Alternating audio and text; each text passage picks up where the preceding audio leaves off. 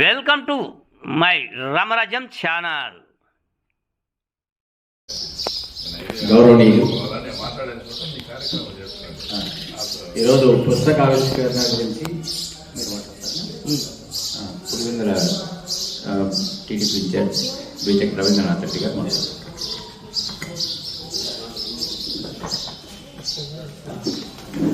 అందరికీ నమస్కారం.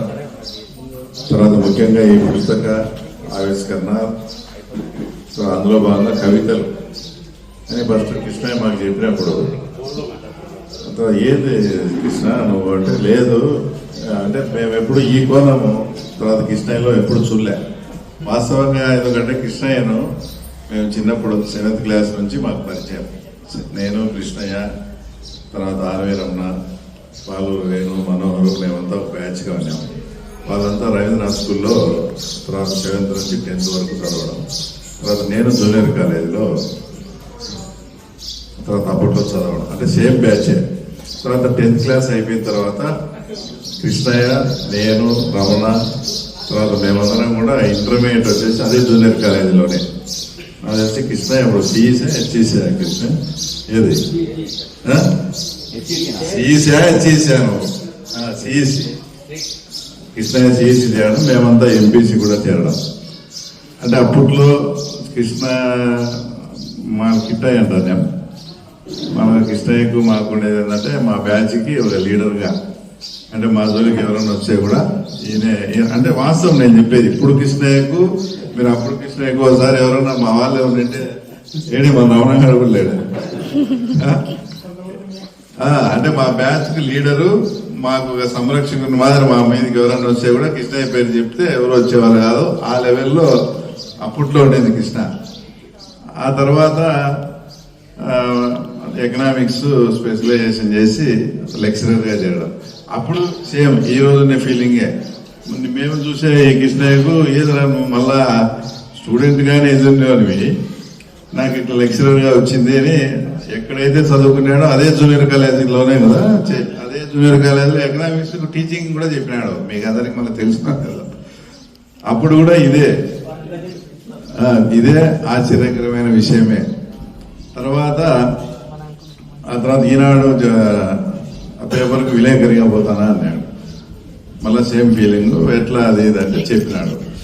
ఆ తర్వాత దాంతో తెలుగుదేశం ప్రభుత్వము అంటే 2014-19 వచ్చినప్పుడు జనరల్గా ఇట్లా మంచిగా ఉండి బాగా జర్నలిస్టులుగా ఉన్నారని వచ్చేసి మంత్రుల దగ్గర సమాచారానికి దానికి పెట్టుకుంటూ ఉంటారు.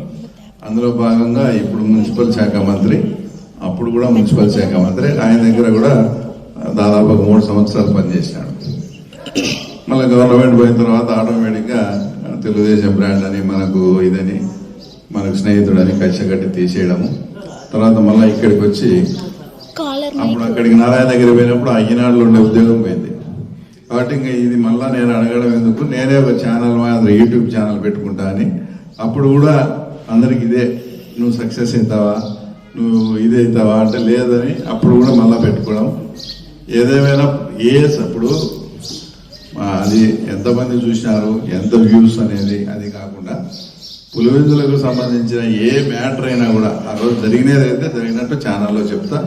ఈరోజు పులివెందులు ఏదైనా జరిగిందంటే రామరాజ్యం చూస్తే తెలుస్తుంది విషయం అనే స్థాయికి అయితే తప్పకుండా మా ఫ్రెండ్ అయినటువంటి కృష్ణయ్య పోవడం. తర్వాత ఈరోజు ఇట్లా చేసి నేను కొన్ని నాకు 2-3 రోజుల్లోనే కొన్ని అంటే దీంట్లో ఉండేవి ఏదన్నా ఉంటే అవి కూడా వినిపించడం జరిగింది. ఇంత అబ్జర్వేషను, ఇంత సృజనాత్మకత మా కిట్టయ్యలో ఇదంతా చూస్తున్నామంటే మాకు చాలా ఆనందం, చాలా గర్వకారణంగా ఉంది. ఈరోజు ఆ పుస్తకావిష్కరణ కార్యక్రమానికి పిలుపుతానని నేను తప్పకుండా వస్తా అని చెప్పినాను. కానీ ఈరోజు ఏంటంటే అక్కడ ఇఫ్తార్ మీద కూడా ప్రోగ్రామ్ ఫిక్స్ అయింది. 5:50కి ఏమో రోజా టైం అయిపోతుందంట. ఆ టయానికి రమ్మనేందుకు కాబట్టి అక్కడికి వెళ్ళాల్సింది. కాబట్టి ఈ కార్యక్రమం అంతా మీరు సజావుగా చేసి మా కృష్ణయ్య ఈ కార్యక్రమాన్ని విజయవంతం చేయాల్సిందిగా మిమ్మల్ని అందరినీ కోరుకుంటూ సెలవు తీసుకుంటాను. Once again congrats Krishnaiah.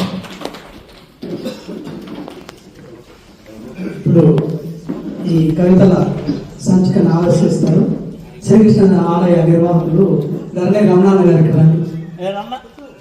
మీ మిత్రులు కార్యక్రమం చేస్తున్నారు, మీ పక్కన ఉండి ప్రోత్సహించండి. దూరం ఉంటాయి.